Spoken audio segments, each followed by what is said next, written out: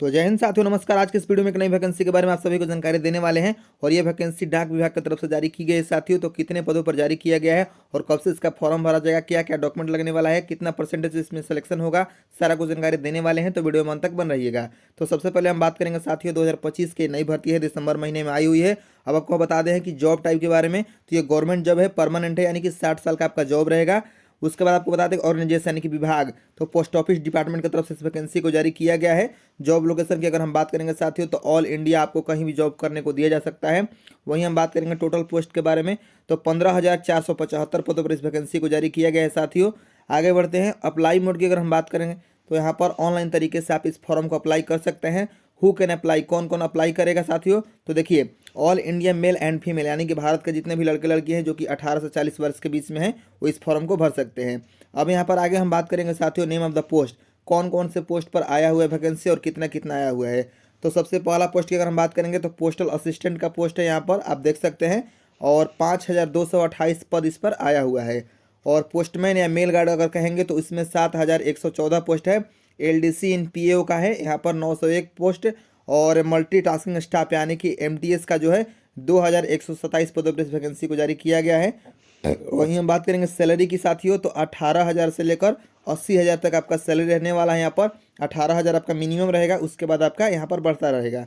Age criteria की अगर हम बात करेंगे, तो आपका मिनिमम एज 18 साल होना चाहिए, मैक्सिमम एज 40 साल होना चाहिए। वहीं अगर हम बात करेंगे एज के छूट के बारे में साथियों, तो देखिए यहाँ पर लिखा हुआ है एज रिलैक्सेशन इज एप्लीकेबल पर एज रूल्स। यहाँ पर यानी कि आप अगर एक सर्विसमैन है तो आपको 5 साल का छूट मिलेगा। ओबीसी कैटेगरी वालों को 3 साल का, और एससी एसटी जो कैटेगरी है, जो को हरिजन कैटेगरी है, उनको 5 साल का छूट मिलेगा।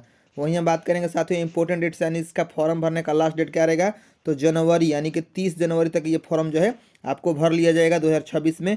एग्जाम डेट जैसे ही आएगा आपको बता दिया जाएगा।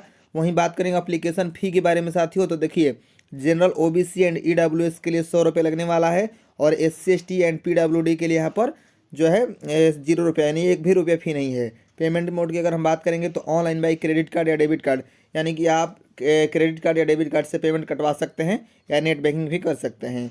वहीं हम बात करेंगे साथियों क्वालिफिकेशन की, तो देखिए अगर आप पोस्टल असिस्टेंट के लिए यहाँ पर फॉर्म भरना चाहते हैं, तो आपको 12वीं पास होना जरूरी है। पोस्टमैन या मेल गार्ड के लिए 10th पास लगने वाला है। एलडीसी के लिए 12th पास, एमटीएस के लिए 10th पास, यहाँ पर ये जो लगने वाला है।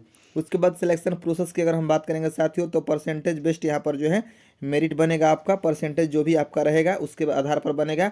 कम से कम आपका 90% से ऊपर चाहिए, तभी आपका मेरिट बन सकता है। इसमें आपको मिनिमम 90% चाहिए ही चाहिए, ठीक है। आप किसी भी स्टेट से हैं, अगर आपका 90% से ऊपर है, तो आपका 10वीं में आपको बता दें कि टेंथ में अगर आपका 90% से ऊपर है, तो आप इस फॉर्म को भरिएगा, ठीक है।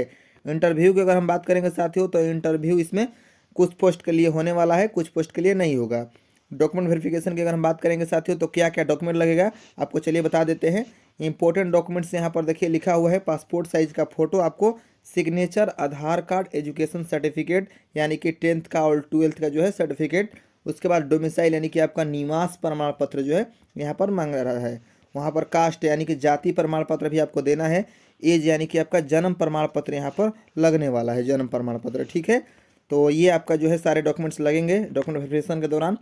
हाउ टू अप्लाई, कैसे आप अप्लाई करेंगे, तो देखिए यहाँ पर लिखा हुआ है candidate please read the official notification carefully from the official website. इसके ऑफिशियल वेबसाइट पर जाकर वहाँ पर नोटिफिकेशन को पढ़िए। उसके बाद यहाँ पर देखिए क्या क्या लिखा हुआ है, आराम से पढ़ लीजिए आप, और उसके बाद आप जाकर फॉर्म को भर लीजिएगा, ठीक है साथियों। धन्यवाद, ये आपको जानकारी देना था। और कुछ जानकारी होगा तो कमेंट कीजिएगा।